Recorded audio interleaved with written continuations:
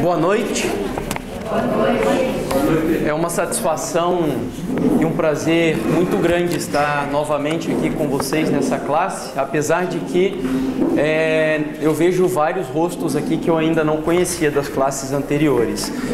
Tive o privilégio de participar de algumas aulas aqui da classe de Daniel e o irmão Flores fez contato comigo na semana passada para participar pela primeira vez aqui na classe de estudos do Apocalipse. Como o Paulo já disse, tenho a responsabilidade de substituir um professor que eu sei que tem uma capacidade bastante grande, que tem desenvolvido os temas aqui com vocês. E hoje, sobre minha responsabilidade, está o tema do capítulo 8 do livro de Apocalipse. Suponho que no tema anterior vocês tenham se aprofundado no capítulo 7, especialmente a compreensão de quem são os 144 mil, assim como também o selo de Deus. E hoje, na verdade, nós vamos estudar apenas um versículo do capítulo 8, por incrível que pareça.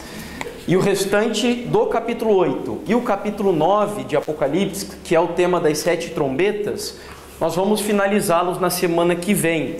Já vou explicar o porquê optei por estudarmos apenas um verso no dia de hoje, nessa noite, tá bom? Então, um título que eu dei para esse nosso encontro é Apocalipse e o Arrebatamento. E vamos abrir então as nossas Bíblias. Então, Apocalipse capítulo 8, versículo 1. Alguém pode fazer a leitura, por gentileza, da passagem? O cordeiro abriu o 7º selo. Houve silêncio no céu cerca de meia hora. Então, no estudo anterior, vocês aprenderam sobre os selos do livro de Apocalipse e viram, seguramente, que os 7 selos estão relacionados com a história ou a experiência também da trajetória da igreja aqui na terra, a Igreja de Cristo. E que os 7 selos, assim como a história das 7 igrejas, representam também 7 fases da mesma história da igreja cristã aqui na terra, desde a ascensão de Jesus Cristo até a sua segunda vinda. A abertura do selo implica em um silêncio no céu e, por consequência, esse silêncio dura cerca de meia hora ou 30 minutos. A primeira questão que devemos fazer aqui é a seguinte: o que significa esse silêncio no céu? Para responder essa questão, nós vamos ao livro de Mateus, capítulo 25, versículo 31.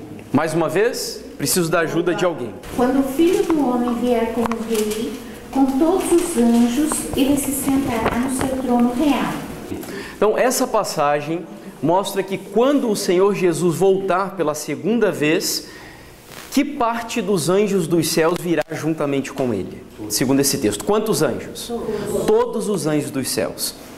Portanto, fica fácil concluirmos que esse período de silêncio no céu, que a Bíblia diz que são quase 30 minutos, e como eu falei, nós vamos descobrir que profeticamente 30 minutos não são 30 minutos. Mas é um fato que a Bíblia diz que haverá um período no qual o céu silenciará, porque todos os anjos dos céus virá com Jesus nas nuvens dos céus. Será um momento glorioso. Imagine milhões e milhões de anjos, milhares e milhares de anjos junto com o Senhor Jesus nas nuvens dos céus, voltando em poder e grande glória. O mundo inteiro voltará a sua atenção para esse local de onde o nosso Salvador voltará para arrebatar a sua igreja. Só que eu optei por nos aprofundarmos um pouco nesse assunto, porque, por incrível que pareça, embora a segunda vinda de Cristo seja talvez a doutrina mais famosa do cristianismo, ela também é alvo de confusão. Assim como o sábado, assim como a morte, existem diferenças de concepções e de crenças sobre essas doutrinas. A segunda vinda de Cristo também existem visões distintas sobre a maneira como ele voltará.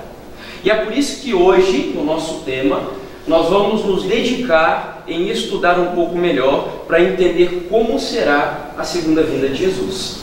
Essa visão, que certamente é a mais famosa sobre a segunda vinda de Cristo, se chama dispensacionalismo.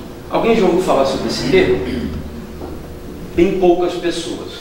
Mas eu vou usar um outro que com certeza a maioria de vocês já ouviu falar.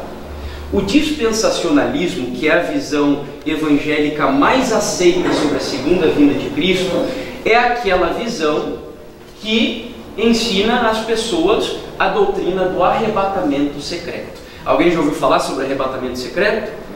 Ok, temos um número maior de mãos aí levantadas. E eu queria apresentar para vocês como funciona a visão dispensacionalista e o que significa crer que a igreja será arrebatada secretamente antes de passar por um período de dificuldades aqui na Terra. É por isso que nós vamos dedicar um pouco de tempo sobre esse assunto no dia de hoje. E para a gente entrar aqui no tema de uma vez, em primeiro lugar eu quero mostrar para vocês que a doutrina do arrebatamento secreto é uma doutrina nova, bastante recente, surgida no ano de 1830.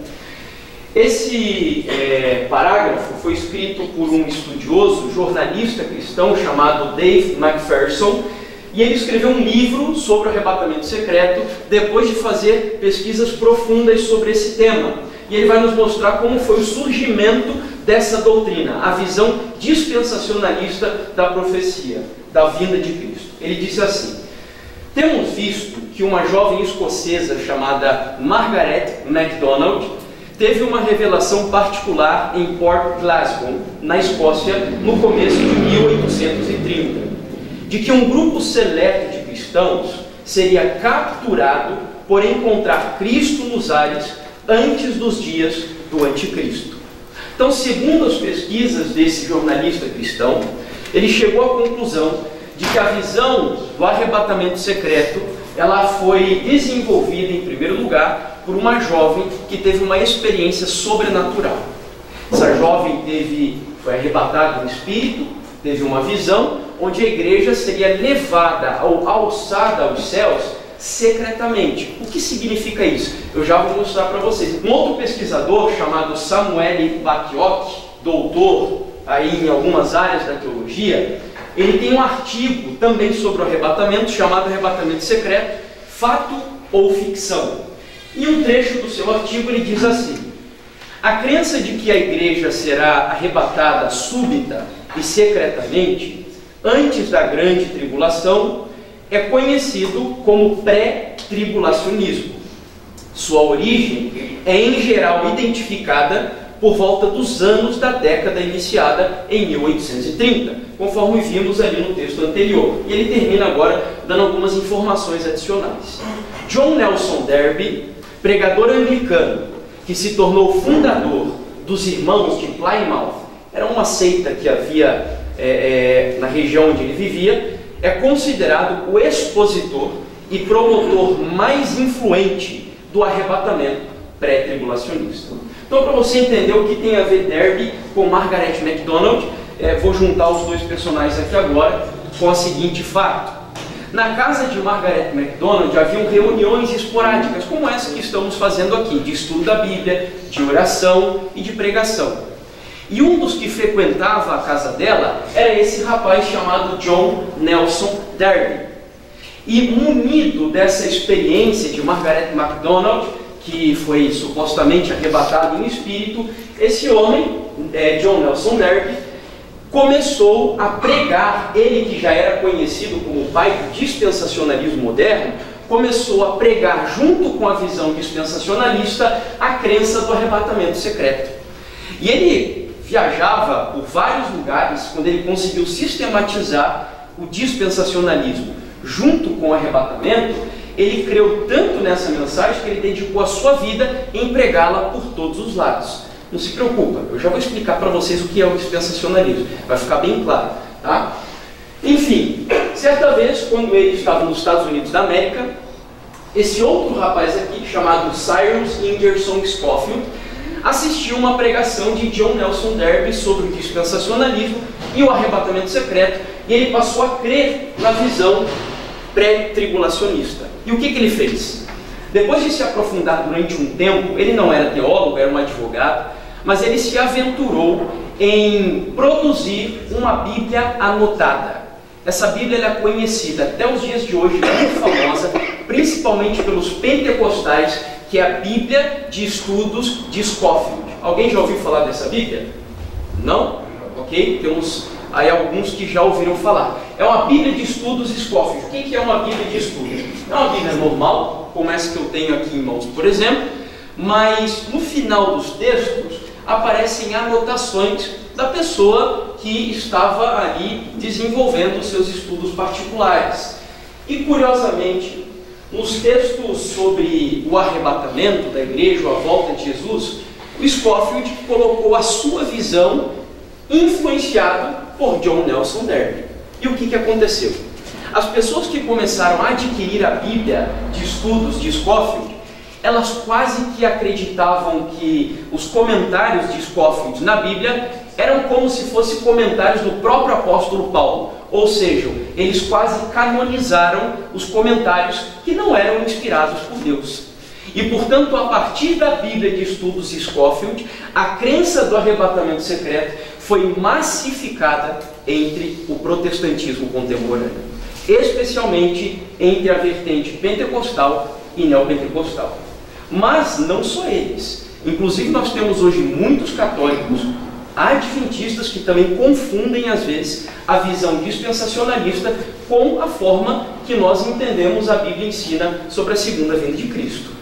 Só que esse assunto, avançando ainda mais, o tema do dispensacionalismo e arrebatamento, ganhou uma explosão e uma aceitação ainda maior entre as pessoas, quando um autor religioso norte-americano chamado Tim LaHaye e Jerry Jennings, foram dois na realidade, que escreveram uma série de livros sobre escatologia ou profecia bíblica.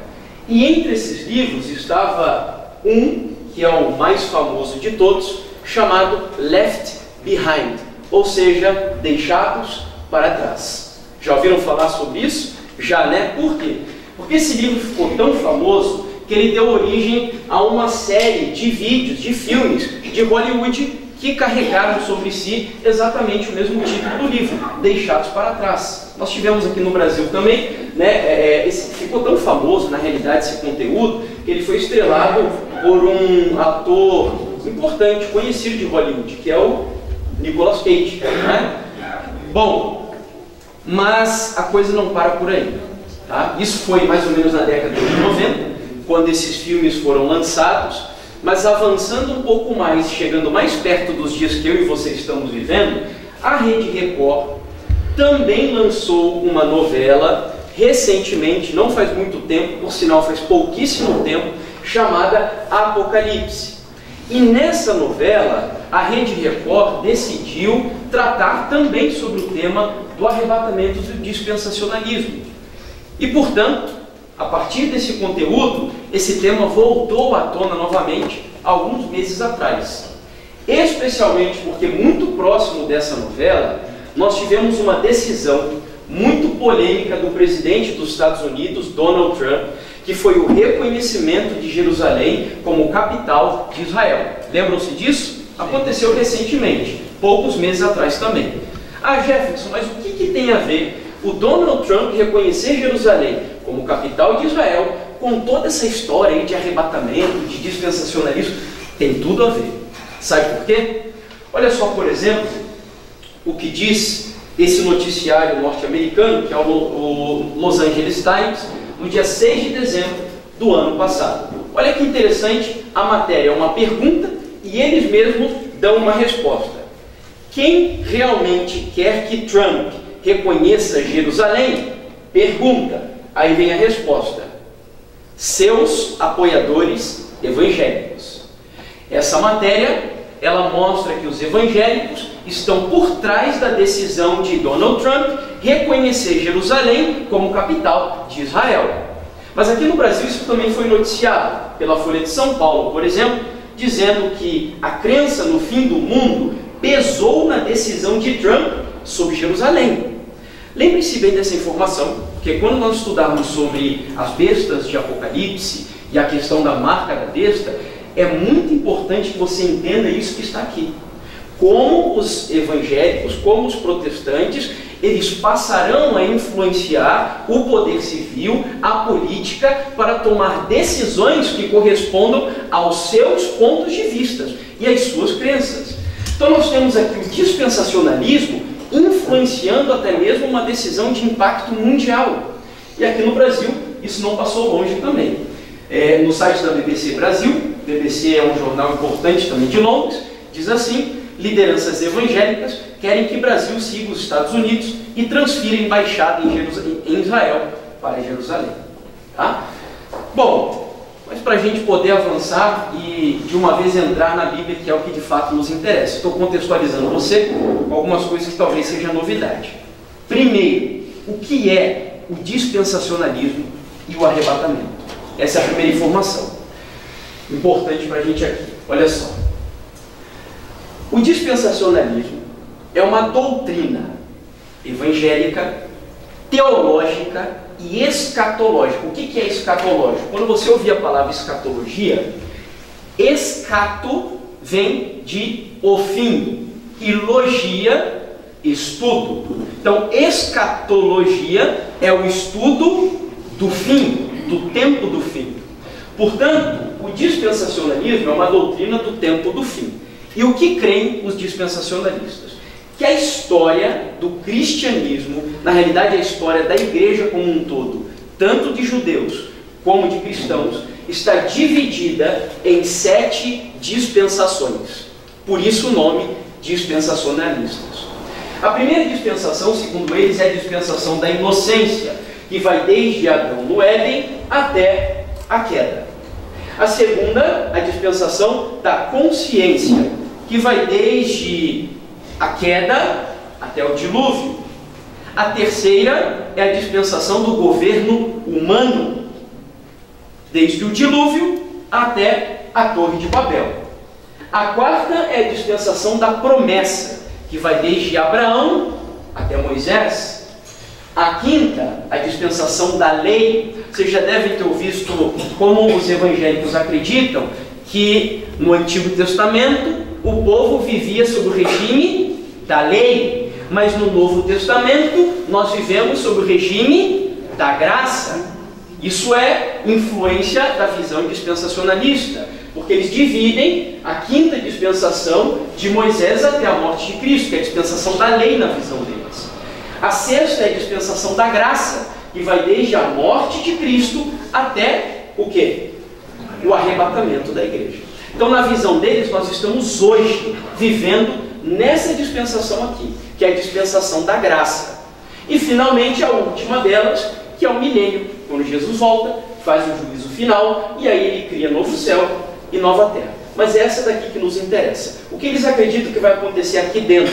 Agora eu vou citar para você. Então, na visão deles, na dispensação da graça, e eles entendem que já estamos nos aproximando do fim dela, Jesus voltará em espírito. O que é Jesus voltar em espírito?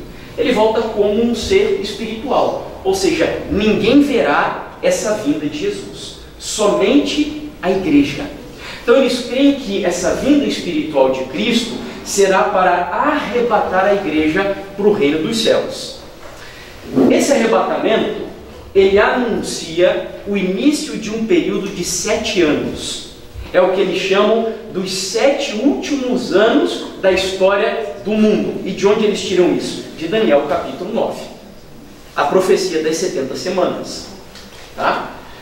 Eles acreditam que das 70 semanas, a última semana ficou reservada para o final dos tempos, e que essa última semana ela será dividida em 2 períodos. 3 anos e meio de paz e 3 anos e meio de tribulação. Só que nesse período a igreja já não estará mais vivendo aqui na terra, porque terá sido arrebatada para o reino dos céus. Quando os 3 anos e meio de tribulação começam, eles creem que o anticristo, a besta e o falso profeta se unirão para perseguir o povo de Deus e os judeus, dando início à última grande batalha que a Bíblia chama de Armagedon. Então, na visão deles, o dragão é o anticristo é um líder político, o falso profeta um grande líder religioso, E a besta, eles acreditam que é um deus de alguma dessas religiões orientais, que aparecerá. Essa é a visão dispensacionalista. Essa é a visão do arrebatamento secreto. Mas será que essa visão, ela tem fundamentação bíblica? Eu não sei se vocês já viram, tem até alguns carros onde as pessoas usam certas frases adesivas, e eu me lembro de um deles onde dizia assim: em caso de arrebatamento, este carro ficará desgovernado. Não sei se já viram isso, mas é uma forma cômica, né? Mas de mostrar qual é a visão que se tem, de que a pessoa vai estar dirigindo ou pilotando, e etc., e a pessoa vai sumir de repente, enquanto outros permanecerão vivendo de forma desgraçada aqui na Terra, tendo uma espécie de segunda chance. Esse é um outro detalhe que eu esqueci de comentar. Eles acreditam que quando a igreja for arrebatada, os que permanecerem aqui terão uma segunda chance, uma nova oportunidade de aceitarem a Jesus e ir para o céu. Será que a Bíblia realmente ensina isso tudo? Antes da gente entrar na Bíblia, ainda tem mais duas coisinhas que eu queria mostrar para vocês. Vejam quais são as implicações doutrinárias em se acreditar nessa doutrina que nós estamos aqui analisando. A primeira delas, eles entendem que há uma divisão do plano de Deus em 7 dispensações, como nós já vimos. A irmã Vilma, né? A irmã Vilma levantou uma questão aqui importante, onde a Bíblia diz que há uma divisão em 7 dispensações entre judeus e entre cristãos. Existe isso na Bíblia? Não existe. Vocês estudaram sobre as 7 igrejas e os 7 selos. O que a Bíblia ensina é que existe uma divisão em 7 fases da igreja cristã. Não desde a queda de Adão até a segunda vinda de Cristo. Isso é mera conjectura. O segundo problema é esse daqui, esse é gravíssimo. Os dispensacionalistas acreditam que no Antigo Testamento Deus ensinava a salvação pelas obras. Ou seja, Noé foi salvo pelas obras, Abraão foi salvo pelas obras, Elias e tantos outros personagens do Antigo Testamento foram salvos pelas obras. Será que a Bíblia ensina isso? Que no Antigo Testamento Deus salvava pelas obras? A Bíblia não ensina isso. Isso seria até uma heresia, dizer que houve aqui na Terra uma época onde pessoas se salvavam pelas obras. Não existe isso. Terceiro problema, eles ensinam que há uma dicotomia, uma divisão entre o reino, que é terreno, e a igreja, que é espiritual. Então, eles dizem que Israel tinha a promessa de um reino, ou seja, é uma promessa política, terrena. Mas a igreja tem uma promessa para o céu, espiritual. Então, são duas coisas distintas. Aí, isso explica, por exemplo, o problema do sábado, onde eles dizem que não, o sábado era para Israel, não para a igreja. Então, quando você faz essa divisão, você tem um problema gravíssimo. Quarto problema, a divisão do conteúdo do Evangelho de acordo com um grupo de pessoas. Essa é uma outra visão também. Como vimos aqui já anteriormente, alguns salvos pelas obras, outros salvos pela fé. Outro problema. Quinto problema, a interpretação da Bíblia dividida em Israel e igreja.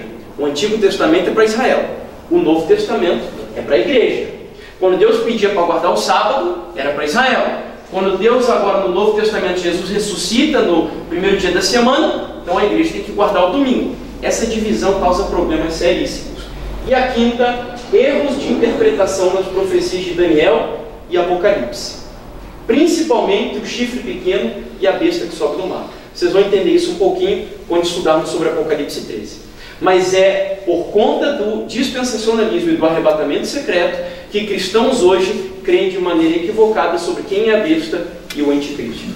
Estão com os olhos em Israel, enquanto deveriam estar com os olhos em outro lugar do nosso mundo. Esse daqui é um parágrafo, e aí a partir dele nós vamos entrar na Bíblia, que foi escrito por um autor também evangélico. Ele, inclusive, é fundador do primeiro seminário em Dallas, lá nos Estados Unidos, de onde essas doutrinas dispensacionalistas começaram a ser divulgadas entre os teólogos cristãos evangélicos. E olha só o que ele disse, preste bastante atenção, que ele vai apresentar o que eu acabei de mostrar para vocês, as implicações.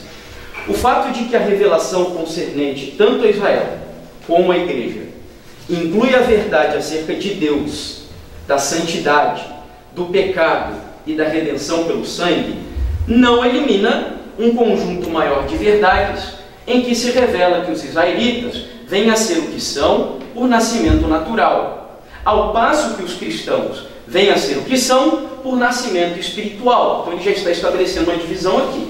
Israelita é israelita da carne, cristão é através do espírito. Então são duas coisas diferentes. Ele vai seguir dizendo que os israelitas foram designados para viver e servir debaixo de um sistema meritório e legal, ou seja, pelas obras, ao passo que os cristãos vivem e servem debaixo de um sistema da graça. Os israelitas, como uma nação, têm sua cidadania agora e seu destino futuro se concentra somente na terra. Então, eles creem que o judeu tem uma promessa política terrena, estendendo-se até a nova terra que está por vir, ao passo que os cristãos têm sua cidadania e destino futuro centralizados somente no céu, estendendo-se até os novos céus que ainda hão de ser criados. Então ali fica feita essa divisão de maneira bastante clara. Sabe por que disso tudo? Em ciência, nas academias, existe algo que se chama pressuposto. Sempre que você parte para um estudo com alguns pressupostos, isso pode ser um problema, dependendo dos pressupostos que você possui. O que é um pressuposto? É você supor alguma coisa, é você presumir algo que não tenha base para provar aquilo que você está supondo. E no caso aqui, qual é a pressuposição? Acreditar que há uma divisão entre Israel e entre a igreja. Eles já partem desse pressuposto e, baseado nisso, eles desenvolvem toda a sua teologia. A questão agora é a seguinte, e aí vamos para a Bíblia, e vamos usá-la agora de forma bastante intensa. A Bíblia ensina que há uma divisão entre Israel e a igreja. Será que isso é bíblico? Vejamos, Gálatas 3:29. Pode fazer leitura. E agora que somos de Cristo, somos os verdadeiros descendentes de Abraão. E todas as promessas que Deus fez a ele pertencem a nós. Deus fez a ele, né? Pertence a nós. Ok. Essa versão um pouquinho diferente, eu vou ler aqui a que eu estou usando. Diz assim, é Almeida Revista e Atualizada, talvez seja da maioria dos que estão aqui. E se sois de Cristo, também sois descendentes de quem? Abraão. De Abraão, e herdeiros segundo a promessa. Então, para que eu seja herdeiro da promessa que Deus fez a Abraão, eu preciso nascer literalmente da carne de Abraão? Sim ou não? Não. Basta com que eu seja de quem? De Cristo. Se sois de Cristo, sois descendentes de Abraão e herdeiros conforme a promessa. Se Deus fez uma promessa para Abraão de que ele seria herdeiro da terra, portanto a promessa de que ele é herdeiro da terra é uma promessa só para os judeus ou também para os cristãos? Também para os cristãos. Porque quando Deus olhava para Abraão, Deus não estava olhando para Abraão. Deus estava olhando para ele revestido da justiça de Jesus Cristo.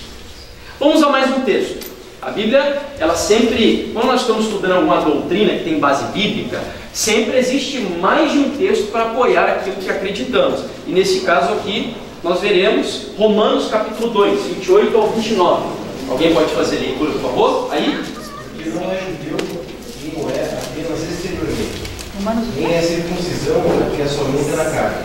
Porém, judeu é aquele que o é interiormente. E circuncisão, aqui é no coração, no espírito, não segundo a letra, e cujo louvor não precede dos homens, ok, de Deus. Obrigado. O que esse texto está ensinando? Para eu ser judeu, eu preciso ser judeu da carne? Não preciso ser judeu da carne. Eu posso ser um judeu do espírito. E como ser um judeu do espírito? Sendo circuncidado no meu coração. O que é circuncisão? Para quem não conhece, foi um pacto que Deus fez com Abraão, porque Abraão, crendo na promessa de Deus, que ele seria pai de uma grande nação, ele resolveu cumprir a promessa de Deus da maneira como ele achava que deveria ser cumprida. Deus cumpriria essa promessa através de um milagre.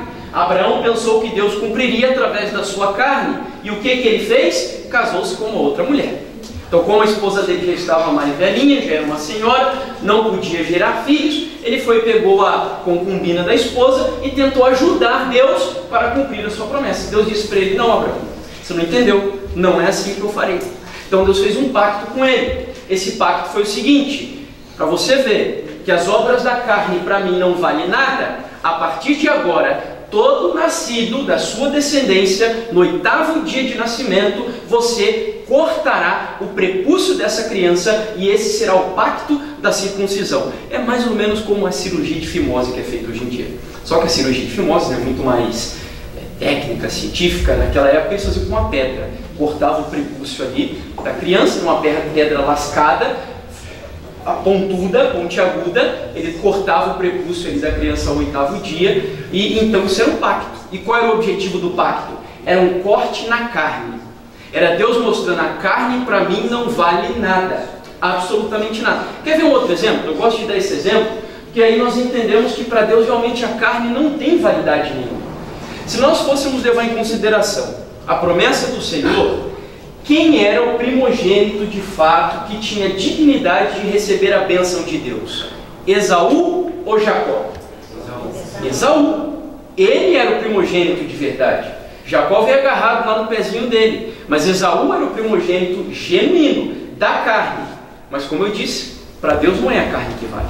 Para Deus o que vale é a circuncisão do coração. Então, como Esaú só era circuncidado na carne, mas não no coração, Deus finalmente escolheu Jacó para ser o descendente legítimo da promessa feita para Abraão. Deu para entender? Então, para ser judeu, não é o da carne, é o do espírito. Não existe essa divisão, portanto, entre Israel e a igreja. Israel e a igreja são a mesma coisa, se estão fundamentadas sobre a pessoa de Jesus Cristo. Vamos ao último texto sobre esse ponto, Romanos ainda capítulo 9, versículo 8. Romanos, do 6 ao 8, na verdade. Romanos 9, do 6 ao 8. Pode ler. Não pensemos que a palavra de Deus haja falhado, porque nem todos os de Israel são, de fato, israelitas. Nem por serem descendentes de Abraão são todos seus filhos, mas em Isaque será chamada a tua descendência.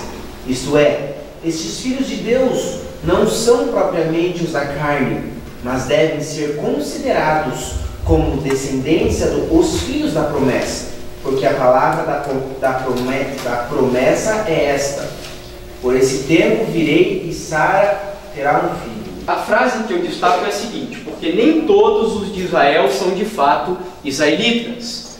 Isso está no versículo 6. E a outra no versículo 8, onde diz: isto é, estes filhos de Deus não são propriamente os da carne.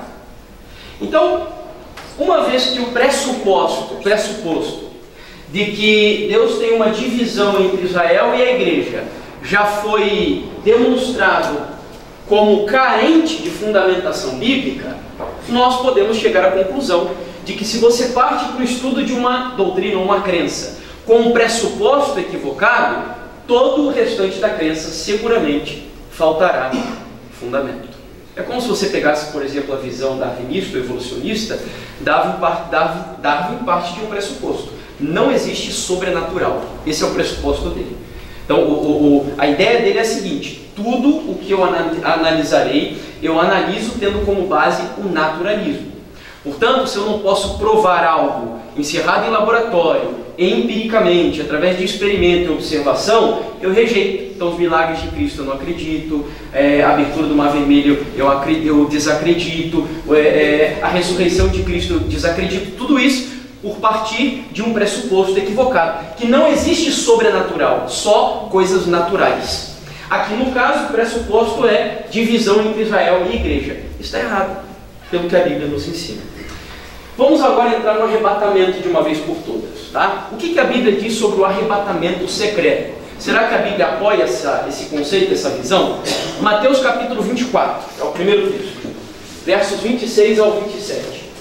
Portanto, se vos disserem: eis que ele está no deserto, não saias, ou indo no interior da casa, não a visiteis, porque assim o relâmpago sai do oriente e mostra até o ocidente.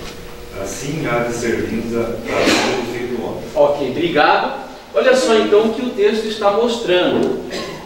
Quão secreto é um relâmpago quando ele aparece no céu? Um relâmpago que aparece no céu é secreto? Não. O Senhor Jesus até usou aqui uma espécie de uma metáfora né, tratando sobre uma pessoa que vive dentro de um aposento, dizendo assim: olha, se alguém disser sobre a minha vida, eis que ele está no deserto, não saiais, ou eis que está no interior da casa, em outras palavras, escondido, não acrediteis. E aí ele vai concluir agora dizendo que assim como um relâmpago ou o relâmpago sai do Oriente e se mostra até o Ocidente, assim será também a vinda do Filho do Homem. Qual foi a intenção de Jesus com essa passagem? No meu entender, apenas uma: dizer que o arrebatamento secreto não é bíblico. Não existe fundamentação bíblica, ele não virá escondido. E a gente vai ver ainda mais textos, logicamente, que vão fundamentar esse conceito. Pode falar, meu. Em Apocalipse diz que todo olho verá. Isso, a gente vai entrar nisso. Nós vamos entrar nesse texto, eu vou deixar ele para o final por uma razão. Deixa eu já antecipar aqui até para vocês. Se você mostra esse texto para um dispensacionalista, ele vai dizer o seguinte, e olha só como pressuposto, ele é perigoso. Ele vai dizer assim: quando a Bíblia diz todo olho o verá, esse texto se aplica apenas para a igreja, não para os judeus. Então a igreja verá Jesus voltando, os judeus não. É assim que eles se defendem. E mais, eles acreditam ainda que existe uma diferença entre o arrebatamento e a volta de Jesus. Arrebatamento é uma coisa, volta de Jesus é outra. É isso que eles ensinam. Então a igreja será arrebatada antes da tribulação, mas Jesus voltará apenas depois daquele período de 7 anos que eu mencionei, lembra? Então eles creem que são duas coisas diferentes: arrebatamento e volta de Jesus. E agora, será que a Bíblia ensina que arrebatamento e volta de Jesus são duas coisas diferentes? Vejamos. Tessalonicenses, 1 Tessalonicenses, capítulo 4. Dizemos-vos, pois, isto, pela palavra do Senhor, que nós, os que ficarmos vivos para a vinda do Senhor, não precederemos os que dormem. Porque o mesmo Senhor descerá do céu com alarido e com voz de arcanjo e com a trombeta de Deus, e os que morreram em Cristo ressuscitarão primeiro. Depois nós, os que ficarmos vivos, seremos arrebatados juntamente com eles nas nuvens, a encontrar o Senhor nos ares, e assim estaremos sempre com o Senhor. Então olha só, vamos retomar aqui a passagem. Em primeiro lugar, o versículo 15 está narrando qual evento? Que evento está sendo narrado no versículo 15? A volta de Jesus. Todos concordam? Sim? A volta de Jesus, né? O texto está falando que os vivos, os que estiverem aqui, eles esperarão que os mortos sejam ressuscitados. Quando os mortos ressuscitarem, eles serão reunidos junto com os vivos, e depois de se reunirem junto com os vivos, o que acontecerá com os mortos e os vivos que morreram e permaneceram em Cristo aqui na terra? O que acontecerá com eles? Eles serão arrebatados, não é o que está ali no versículo 17? Então eu pergunto: arrebatamento e volta de Jesus são eventos diferentes ou o mesmo evento? O versículo 15 e 16 está falando sobre a volta de Jesus. Mortos ressuscitam, os vivos são reunidos com os mortos, e depois o texto na sequência diz que eles são agora arrebatados. Portanto, são eventos semelhantes que acontecem em paralelo. Inclusive tem pessoas que pensam que a doutrina do arrebatamento não é uma doutrina bíblica. Isso não é verdade. O arrebatamento é bíblico, o arrebatamento da igreja. O erro está em supor que o arrebatamento é secreto. Esse é o equívoco. Não é secreto, é visível e acontece em paralelo à segunda vinda de Jesus. Está ficando claro até aqui? Está dando para a gente entender e acompanhar? Ok? Se tiver dúvidas, por gentileza, interrompa, faça perguntas, pode falar, fique à vontade. A gente está aqui para tentar ajudar. Próxima pergunta. Será que nessa vinda, onde o Senhor Jesus vem para arrebatar a sua igreja, ele virá em pessoa ou ele virá em espírito? O que vocês acham? Pessoa. Será que a Bíblia apoia isso? Atos capítulo 1, exatamente. Atos capítulo 1, versículos 9 ao 11. Ditas estas palavras, foi Jesus elevado às alturas à vista deles, e uma nuvem o encobriu dos seus olhos. E estando eles com os olhos fitos no céu, enquanto Jesus subia, eis que 2 varões vestidos de branco se puseram ao lado deles, e lhes disseram: Varões galileus, por que estáis olhando para as alturas? Este Jesus que dentre vós foi assunto ao céu, virá do modo como o vistes subir. Olha só, então um texto bem claro. Ele diz que Jesus virá do mesmo modo como o viste subir. Então, assim como Jesus foi visivelmente elevado às alturas, ele voltará visivelmente também para buscar a sua igreja ou para buscar o seu povo. Então, a volta de Jesus será visível. Tem inclusive um outro texto, para quem está anotando, é um texto do Evangelho de Lucas. A gente não vai abrir, fica apenas como anotação. Eu acho que a história, todos, se não a maioria, conhece, é Lucas 24, do 36 ao 39. Lembra quando Jesus, depois, a sequência foi a seguinte, tá? Jesus ressuscitou, ele aparece para Maria, Maria tenta tocar em Jesus, e Jesus diz para ela: mulher, não me detenhas, porque eu ainda não fui para o meu Pai. Em algum momento depois dessa experiência com Maria, Jesus ascende aos céus, e ele volta novamente para a terra, e ele aparece para os discípulos que estavam reunidos na Galileia. E quando ele aparece para os discípulos, Tomé, que tinha algumas dúvidas a respeito da ressurreição de Cristo, chega então para o Senhor Jesus, e ele, ali extasiado por aquela experiência, Jesus diz para ele o seguinte, ou melhor, para os discípulos: me arrumem um favo de mel e um pedaço de pão. E a Bíblia diz que Jesus toma esse favo e esse pão e ele come. E aí Jesus chega para Tomé e diz assim: Tomé, me toque, veja que um espírito não tem carne e nem ossos como vedes que eu tenho. O que esse texto me ensina? Que Jesus, quando ressuscitou, ele não ressuscitou como um fantasma. Ele não ressuscitou de forma espiritual. Segundo essa passagem, Jesus ressuscitou em carne e osso, e assim ele subiu para o céu. E assim como ele subiu para o céu em carne e osso, ele voltará como? Em carne e osso também. Porque aqui os anjos mesmos disseram que Jesus virá do mesmo modo, ou seja, em carne e osso, glorificado visivelmente, assim como ele subiu. Inclusive um detalhe adicional. Você se lembra que quando Jesus subiu para o céu, ele subiu aonde? Lembra o que o texto diz? Ele subiu em que lugar? Numa nuvem, o texto diz. A passagem diz que Jesus subiu numa nuvem e ele foi elevado às alturas. E se você ler os textos da segunda vinda de Cristo, os textos dizem que Jesus também virá em uma nuvem também. Ou seja, tudo aquilo que aconteceu na ascensão de Cristo, ou melhor, quase tudo, porque a segunda vinda certamente será muito mais gloriosa, muito mais maravilhosa, mas quase tudo aquilo que se cumpriu na ascensão de Jesus se cumprirá também na sua segunda vinda. Jesus virá antes ou depois da grande tribulação. Na visão dispensacionalista, Jesus volta antes da tribulação. A igreja é arrebatada, começam-se 7 anos, 3 anos e meio de paz, 3 anos e meio de perseguição, e finalmente Jesus volta agora definitivamente, depois de dar uma segunda chance para aqueles que ficaram aqui. Vejamos então, Mateus 24, versos 29 ao 30. Pode ler quem já encontrou. E logo depois da aflição daqueles dias, o sol escurecerá e a lua não dará a sua luz, e as estrelas cairão do céu, e as potências do céu serão abaladas. Então aparecerá no céu o sinal do Filho do Homem. Esse texto ele sugere uma sequência de eventos cronológicos bem clara. Nós temos aqui um período de grande tribulação, alguns sinais astronômicos ocorrem, e depois da tribulação e dos sinais astronômicos, então aparecerá no céu o sinal do Filho do Homem. Quem é o Filho do Homem? Jesus. O que esse texto mostra? Uma sequência de eventos. Portanto, Jesus vem antes ou depois da grande tribulação, segundo essa passagem? Depois. Porque primeiro você tem a grande tribulação, sinais astronômicos e finalmente Jesus aparecendo nas nuvens dos céus.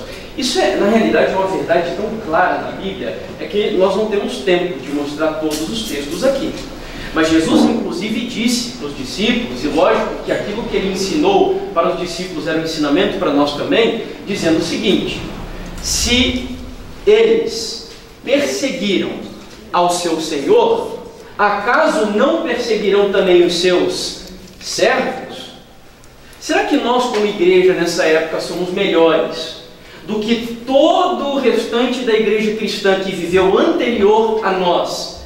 Uma igreja que foi perseguida, mastigada por feras, destroçada por leões, lançadas em fornalhas de fogo, crucificadas, pessoas que foram torturadas, queimadas em fogueiras, guilhotinadas e por aí vai. Será que nós, como igreja, somos melhores do que eles? Ou precisamos dar um testemunho inferior ao deles, a ponto de sermos arrebatados antes da tribulação? Eu acredito que não. Eu acredito, inclusive, radicalmente o contrário. Creio que a Bíblia ensina que nos últimos dias o Salmos 91 se cumprirá literalmente. O que diz o Salmos 91 que se cumprirá literalmente nos últimos dias? 1000 cairão ao teu lado, 10.000 à tua direita, mas tu não serás atingido. Então, é uma glória muito maior para Deus. Que glória teria o Senhor no meio das desgraças e dificuldades desse mundo? Simplesmente tirar a sua igreja daqui e deixar um outro grupo de pessoas aqui sofrendo. A glória de Deus, ela será revelada quando um grupo de pessoas, o remanescente do Senhor aqui na terra, vivendo no meio de aflições, dificuldades e perseguição, passar por tudo isso, bendizendo e exaltando o nome de Deus. Assim como Jó, lembra? Jó, a esposa dele, chegou e disse assim: amaldiçoa teu Deus e morre. Jó disse: mulher, tu fala como uma louca. Deus deu, Deus tirou. Bendito seja o nome do Senhor. E ali ele pisava na cara de Satanás.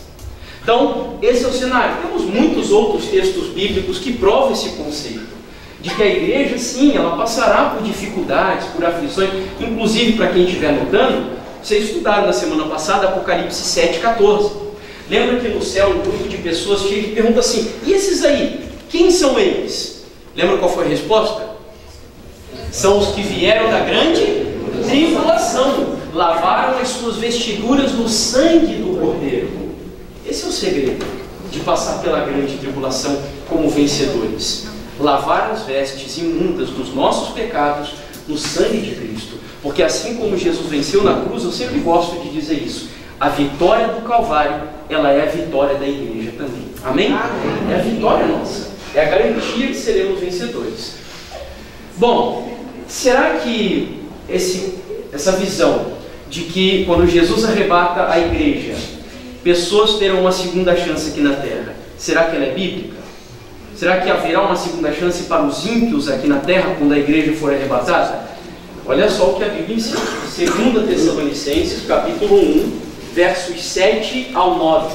E dará descanso a vocês e também a nós que sofremos. Ele fará isso quando o Senhor Jesus vier do céu e aparecer junto com os seus anjos poderosos, no meio de chamas de fogo, para castigar os que rejeitam a Deus e não obedecem o Evangelho do nosso Senhor Jesus. Eles serão castigados com a destruição eterna e ficarão longe da presença do Senhor e do seu glorioso poder. Texto forte, mas aí eu pergunto: tem segunda chance? Não tem segunda chance. Inclusive a parábola do rico e do Lázaro, que é uma parábola usada muitas vezes para ensinar algo equivocado, que é a imortalidade da alma, ela ensina exatamente isso, que as oportunidades são dadas às pessoas enquanto elas estão vivas. Então não há essa segunda chance quando o Senhor Jesus vier nas nuvens dos céus. A oportunidade a elas é dada enquanto nós estamos vivendo aqui na terra. E aí quando o Senhor Jesus voltar, ele é muito claro quando ele diz assim: eis que venho sem demora, e comigo trago o galardão para dar a cada um segundo as suas obras, diz o texto. Então quando ele vier, ele já vem para o juízo final. Para o juízo final. Para dar a cada pessoa segundo aquilo que ela fez ao longo da sua vida. Aos ímpios, a morte eterna. Inclusive o texto diz bem claro, que desafia também uma outra visão que nós temos aí no cristianismo, que é a queima por toda a eternidade daqueles que foram ímpios. Mas o texto que acabamos de ler, ele fala em eterna destruição. Ele não fala em eterno sofrimento. Ele fala em eterna destruição, morte eterna. Quem sabe um dia, aqui em um dos nossos estudos, quando em Apocalipse 20, por exemplo, for tratado sobre o lago de fogo, é possível fazermos um estudo aqui sobre o inferno, para entendermos o que é o inferno, o que é a segunda morte, e se de fato pessoas ficarão queimando por toda a eternidade. Nós veremos isso. Estou me adiantando aqui um pouco em algo, mas é um ponto que nos chama a atenção aqui nesse texto. Então Jesus volta, os justos ressuscitam, os vivos se reúnem com os justos e eles são arrebatados. Os ímpios que estão vivos, o que acontece com eles? Morrem, porque a Bíblia diz que Jesus é um fogo consumidor. E aquele que se agarrar no seu pecado será consumido juntamente com ele. É o que a passagem está nos ensinando. Aqui está o texto, mas eu queria que lêssemos todo o contexto. Aqui está apenas o verso 39 até o 41. Nós vamos ler do Mateus 24, versículos 37 até o 41. Antes de ler o texto, deixa eu fazer uma pergunta aqui. Quando Jesus vier, quem deseja ser levado, levante a sua mão. Ok? Quem deseja ser deixado, levanta a mão. Eu acho que tem uma comparação que não é. Vamos lá. Querem ser, a maioria quer ser levada, né? Quer ser levada? A maioria quer ser levada, sim ou não? Quem quer ser levado? Levado por Jesus. E agora, levado ou deixado? Deixado? Existe uma área da teologia chamada hermenêutica. O que é hermenêutica? Inclusive não é só da teologia, quem estuda direito também estuda hermenêutica. A hermenêutica é uma área que te ensina a interpretar textos de maneira correta, levando em consideração o seu contexto. Ou seja, é um problema para quando nós estudamos a Bíblia, que a Bíblia precisa ser interpretada corretamente. Talvez isso explique a quantidade imensa de igrejas que surgem a cada dia que passa aí na nossa nação. Então nós vamos levar em consideração o contexto, versos 37 ao 41. Vamos lá. Ler. Quem vai ajudar a gente agora com a leitura? E como foi nos dias de Noé, assim será também a vinda do Filho do Homem. Porquanto, assim como nos dias anteriores ao dilúvio, comiam, bebiam, casavam e davam-se em casamento até o dia em que Noé entrou na arca. E não perceberam, até que veio o dilúvio e os levou a todos. Assim será também a vinda do Filho do Homem. Então, estando dois no campo, será levado um e deixado o outro. Estando duas moendo no moinho, será levada uma e deixada a outra. Qual foi o contexto que Jesus utilizou para trazer à luz essa experiência aqui? Que contexto ele usou? Dilúvio. Ele foi bem claro, viu lá no verso 27? Assim como foi nos dias de quem? De Noé. Então, o contexto é o dilúvio. Não adianta a gente querer analisar essa passagem isolada do dilúvio. O dilúvio é o contexto. Então, vamos lá. No dilúvio, quando o dilúvio veio, os ímpios não perceberam, senão quando veio o dilúvio. Casaram-se dando um casamento. Isso, e não perceberam. E os levou a quantos? A todos. Assim será também a vinda do Filho do Homem. Pergunto, no dilúvio, quem foi levado? Os ímpios ou os justos? Os ímpios. Quem quer ser levado quando Jesus voltar agora? Certo? Viu como é importante o contexto? Então, no dilúvio, quem foi levado foram os ímpios. Quem foi deixado foram os justos, deixados vivos. Agora a gente pode entender essa passagem aqui, baseada no dilúvio. Então, dois estarão no campo. Um será tomado ou levado, como dizem algumas versões, e deixado o outro. Aquele que for levado é o ímpio ou é o justo, então? É o ímpio, levado pela destruição. E o que é deixado como? Vivo, que é o que acabamos de ver na Bíblia. Quem vai ser destruído na segunda vinda de Jesus? Os ímpios. E quem será deixado vivo e arrebatado para o céu na vinda de Jesus? Os justos. Portanto, os ímpios serão tomados ou levados pela destruição e os justos serão deixados. Dois estarão trabalhando no moinho, um será tomado e deixado o outro. E ele vai dizer novamente, assim será também na vida do Filho do Homem. Quem entendeu diz amém. Amém. Todos entenderam? Ficou bem claro, certo? Então, Quem quer ser deixado agora, levanta a mão. Quem quer ser deixado? Amém. Bom, a gente precisa concluir. Nós vamos então à última questão aqui, penúltima na verdade, que tinha mais umazinha. Essa é fácil, já foi comentado. Quantos verão Jesus vindo nas nuvens dos céus? A gente conhece bem esse texto de Apocalipse 1:7, né? Eis que vem com as nuvens, e quantos olhos o verão? Exatamente, né? Inclusive é até uma agressão dispensacionalistas pegarem esse texto e dizer que somente a igreja verá, porque não é o que o texto está dizendo. O texto é muito claro dizendo que todo olho verá. Então todos, ímpios e justos, verão o nosso Salvador voltando nas nuvens dos céus. E ainda também, para quem quiser anotar, Mateus 24, verso 30 e 31, diz a mesma coisa, que todo olho verá também quando ele vier nas nuvens. Mas eu fiquei devendo uma coisa para vocês. Quem lembra disso? O que eu fiquei devendo para vocês? Exatamente. Lá no início do nosso estudo, Apocalipse 8:1, eu inverti aqui a passagem. É 1:8 a 8:1.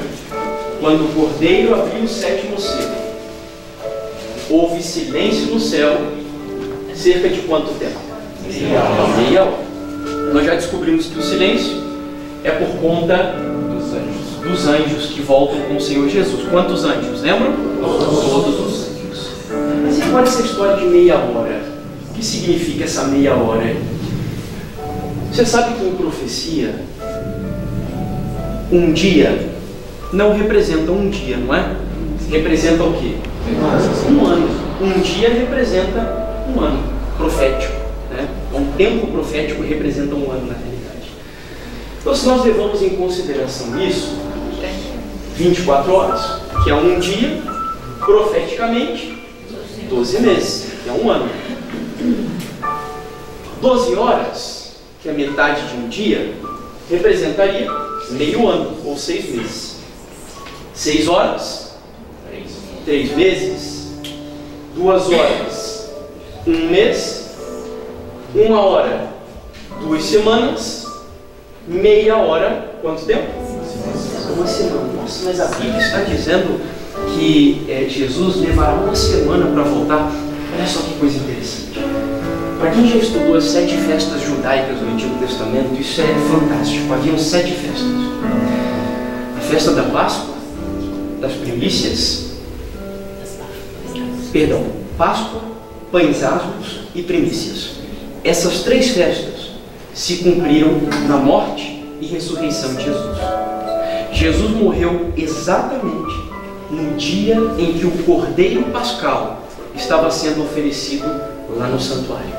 Então ele cumpre a festa da Páscoa e ressuscita no dia da festa das primícias. A 4ª festa, que é a festa de Pentecostes, ela se cumpriu quando? Você acha que ela se cumpriu? No Pentecostes, quando os discípulos receberam o Espírito Santo.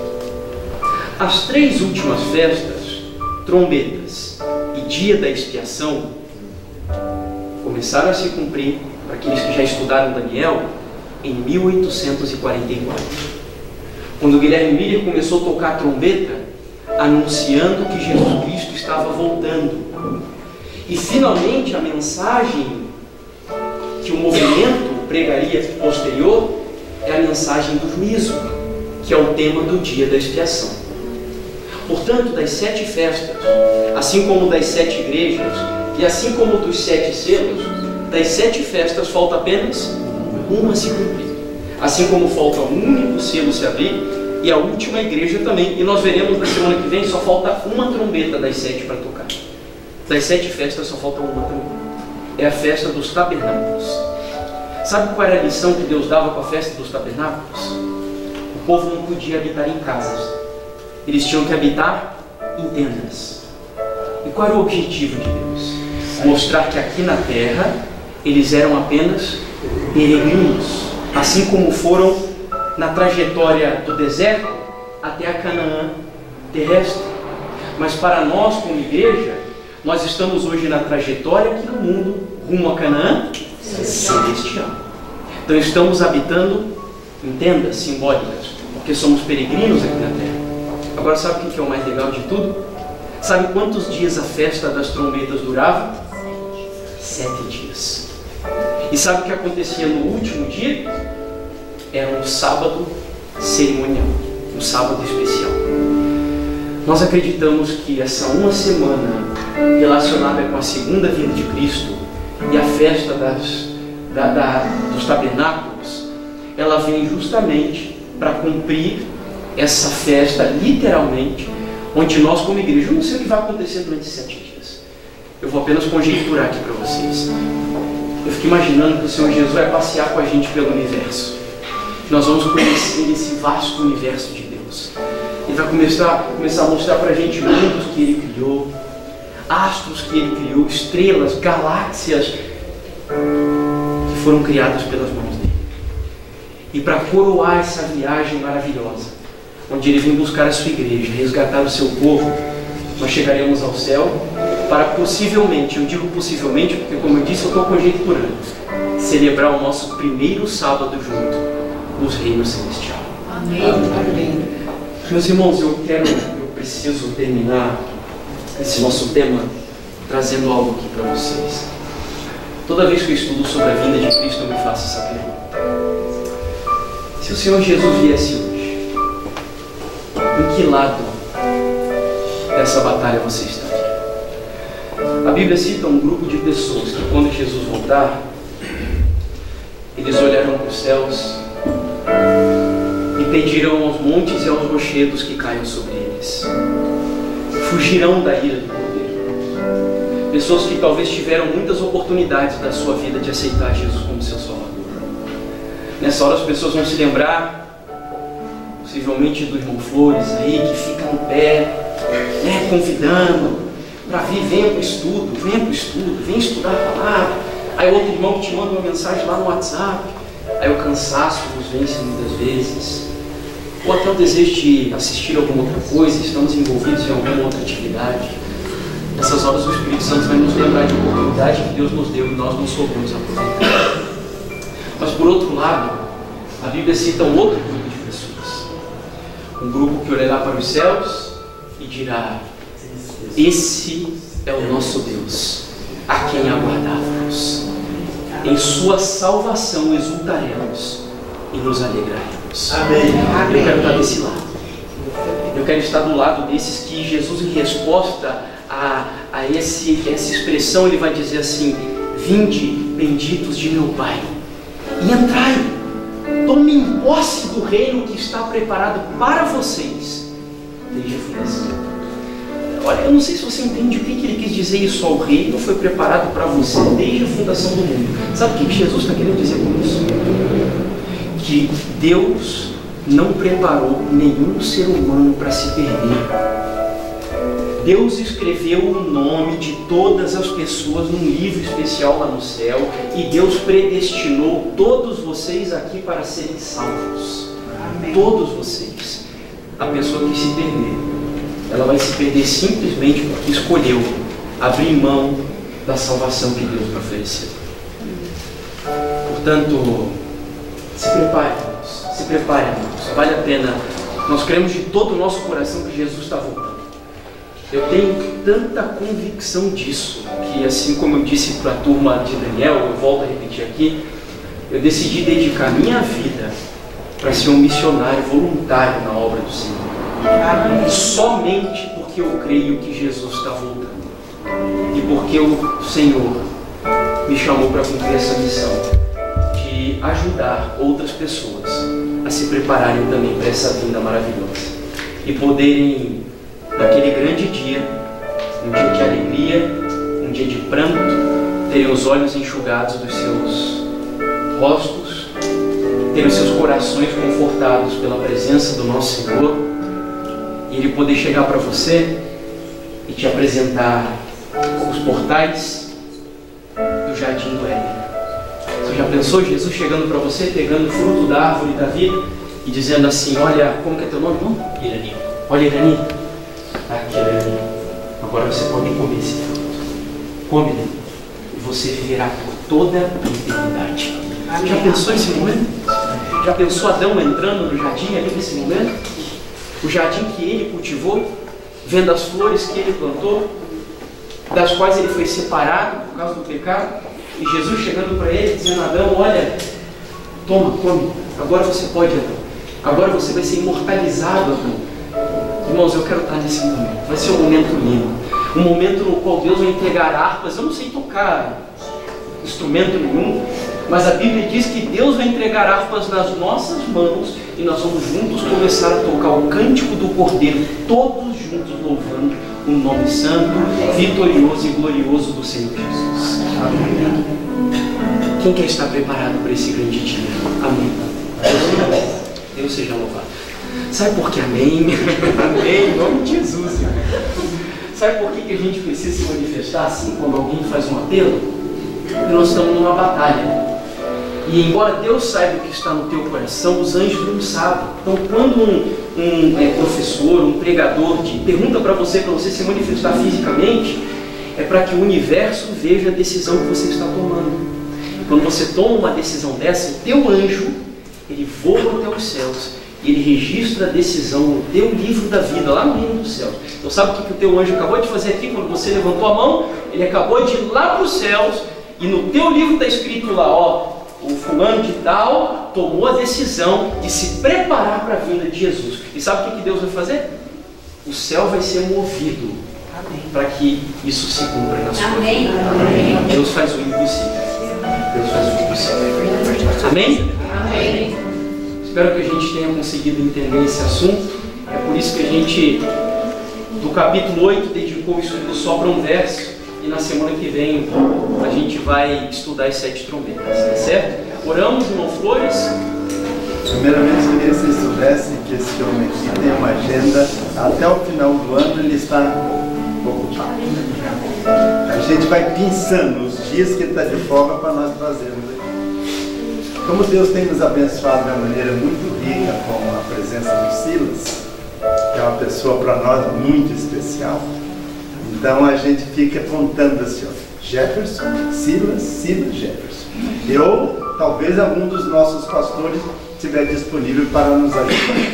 Eu faria um pedido para todos. Leia o capítulo 8 do Apocalipse, o 8 e o 9. E eu digo para vocês, vale a pena vocês voltarem na próxima semana. Quando a minha esposa passar aquele WhatsAppzinho para vocês, leia e programa estarem aqui.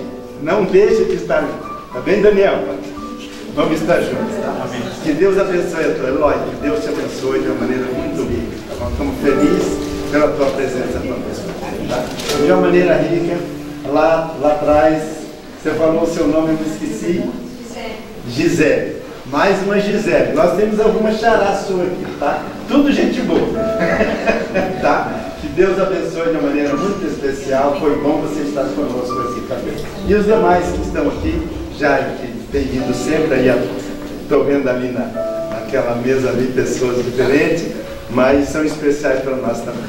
Que Deus abençoe a todos vocês, tá ok? Na próxima semana estaremos aqui, ele vai estar conosco. E na outra semana, ainda na ausência do Silas, o pastor Claudenir estará conosco, dividindo o capítulo 10, ok? Está bem fechadinha a nossa agenda. Vale a pena, tá? Estarmos juntos. Pode orar para nós. Vamos ficar de pé? Querido Pai bondoso, em nome de Jesus Cristo, nós agradecemos ao Senhor, porque a Tua palavra é tão clara, porque as verdades bíblicas são simples, profundas, mas ao mesmo tempo simples. E nós agradecemos porque nesse livro nós entramos em contato com a palavra do Deus Todo-Poderoso. Amém. Ao longo deste momento, destes minutos, desta hora que passamos aqui, estudamos sobre aquela que seguramente é a doutrina mais linda, mais aguardada das Sagradas Escrituras. Homens morreram por pregar a tua vinda. Mulheres foram à sepultura por anunciarem esse dia, Senhor. E nós hoje vivemos num tempo que acreditamos estar muito próximo de ver o nosso Salvador voltando nas nuvens dos céus em poder e grande glória. Amém. Talvez esses olhos que hoje estão aqui contemplando muitas coisas nesta noite, vejam o nosso Salvador vindo nas nuvens dos céus. Amém.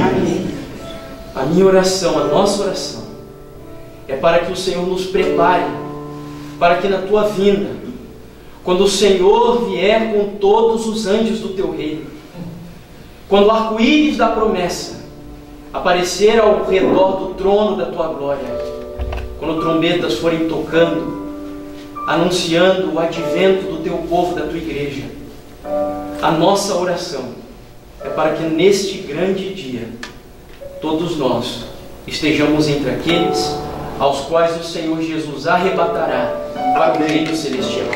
Amém. Que nenhuma alma sincera das quais estão aqui nesta noite falte naquele grande dia.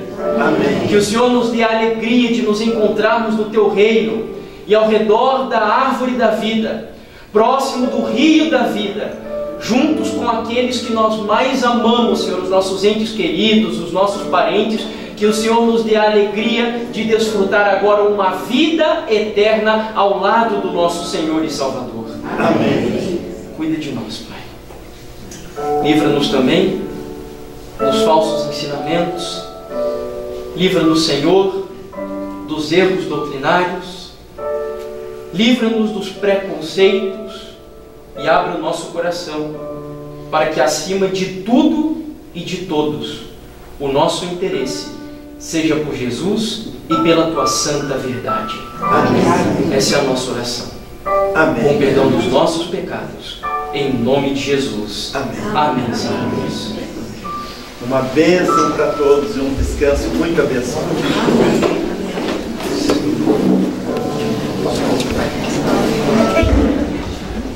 Sobre a mesa existe alguns folhetos.